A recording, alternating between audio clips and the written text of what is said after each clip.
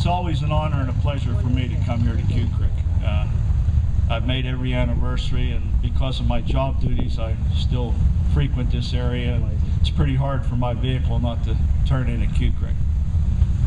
It's great to come to these types of festivities because we get to see all the people that we dealt with 10 years ago.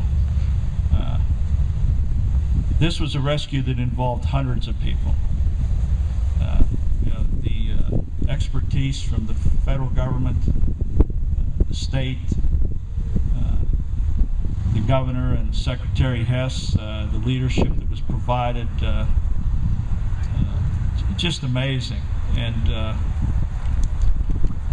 to be involved with those critical decisions and to have it come out the way that it did, for the people that were involved, that really knew what we were up against and the decisions that had to be made. Every decision turned out to be the right one. Everything went the way that it had to go for us to have success. And it'll always be a special place for me. This June marked 42 years in the mining industry for me. And 28 years with the Commonwealth. And since 1988, I've pretty much seen everything that's gone on in our mining industry in Pennsylvania. The good and the bad. And first time for me involved with rescuing miners, and not the norm. Usually it's a fire or an explosion. This was a water inundation. But we were very fortunate. We had the best people in the business on this site. And we put a good plan into play, and in the end we were successful. When you tell a story, if you don't relate to fate, there was a lot of things that went on here that are just amazing. But I think the key thing, and I want to keep this short, mining is a very tight-knit industry. When this accident occurred, no matter what mine you worked at, mine shut down, they sent our people here to help.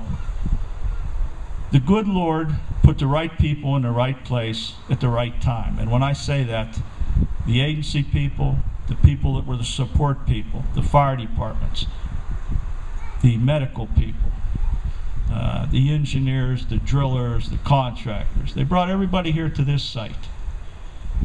The good Lord put the right people in the right place at the right time. And He provided the right leadership. And then He let the whole world watch for 4 days what went on here in Somerset County. And it was important because of what happened here 11 months prior. This county and this country needed something to uplift it. And after He let the whole world watch for 4 days, He gave us a miracle. And I truly believe that. We had a lot of guidance from the master engineer. So with this 10th anniversary, it is a special place, especially for the people that were involved.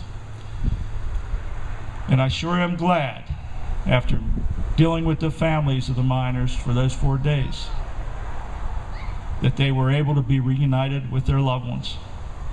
You know, as an agency, we do a lot of things, the federal and the state. We inspect mines, we certify people that work in them, we train them, we do accident investigations, we prepare to respond to emergencies.